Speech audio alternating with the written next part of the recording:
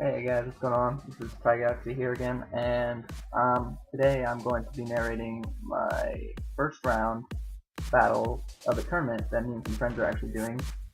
It's an NU tournament, and my first round opponent is my friend Adam, and everyone in this tournament is using NU teams, like I said. So let's get down to business.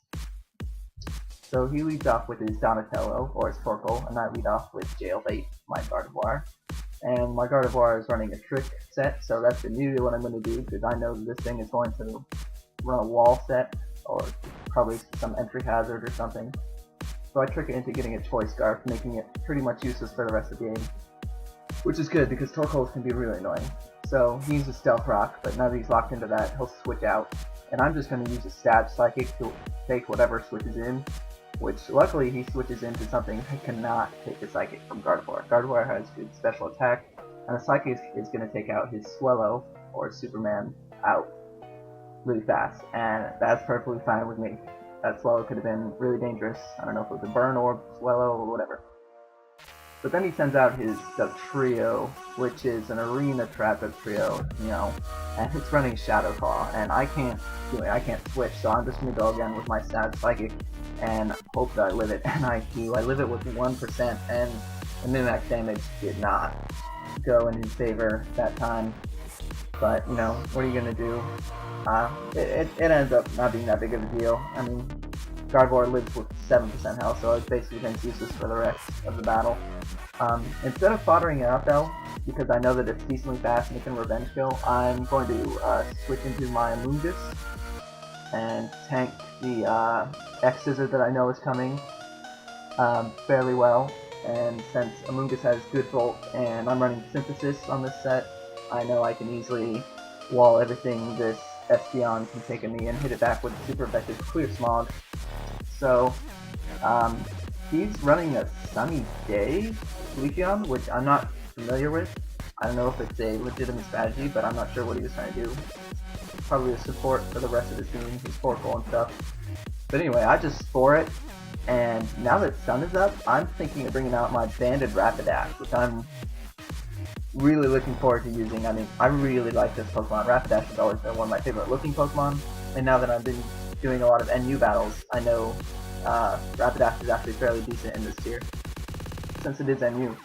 So he sends out his Torkoal again to get an effective in the sun, and I send out my Rapidash, and I'm just gonna Flare Blitz with a Banded Stab Flare Blitz in the sun. That's gonna do some damage, even to Torkoal, who's a tank and resists it. But then he uses Lava Plume, and I guess he wasn't aware of my Flash Fire. I guess he didn't know Rapidash ran Flash Fire, but I do, and that is going to do some damage. Now I have the Flash Fire boost, I'm banded, I have a Stab Flare Blitz in the sun, and there's not much that will stand up to Rapidash in the state it's in right now. I mean, this thing is going to completely wreck his team. Of course, Flash Fire is, a recoil move, so I'm only going to take out one more of his Pokemon. But I'm glad that I was able to take out this Magmortar, because it could have been troublesome for the rest of my team. But yeah, I take him out with a Flare Blitz, even though it resisted, doesn't matter, since, I have all these boosts up.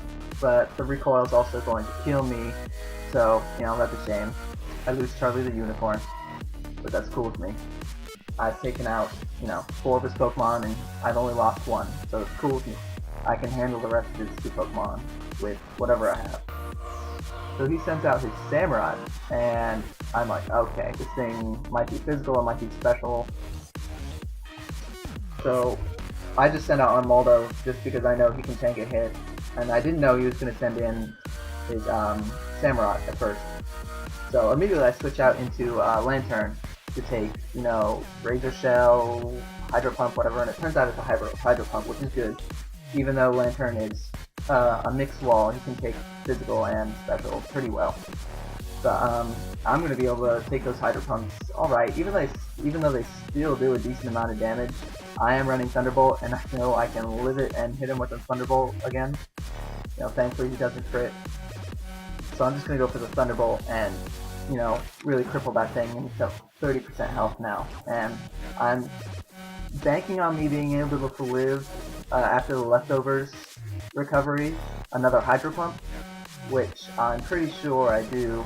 Yeah, I do. And so I live with 4% health left, and I'm just going to be able to take this thing out with another Thunderbolt, and now he only has one Pokemon left, which is asleep, is Leafeon, and unfortunately for him, I'm running Ice Beam, so I will be able to do some serious damage with this, even if he does wake up, which he does on the second turn actually, but we'll get to that later. So, he's asleep, so I'm just going to go for the Ice Beam, because I know it's super effective, even though it's not stabbed. Leafeon's not especially bulky. Especially bulky, that's fun to say.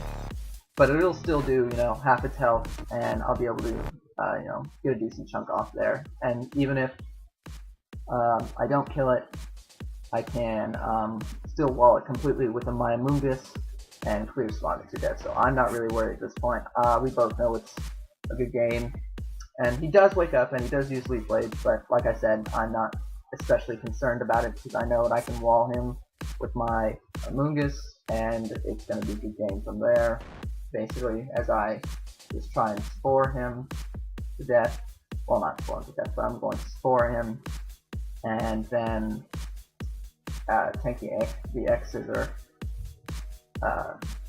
Yeah, and so I'm just going to go for the Clear Smog here, just because I know that he's got really nothing left, and I've got nothing left to do, so I'm just going to try and kill it. And it does a decent amount. It does 45%, which is good, and the reason I'm running Clear Smog on this set is to stop sweepers and people who set up, it does fairly well.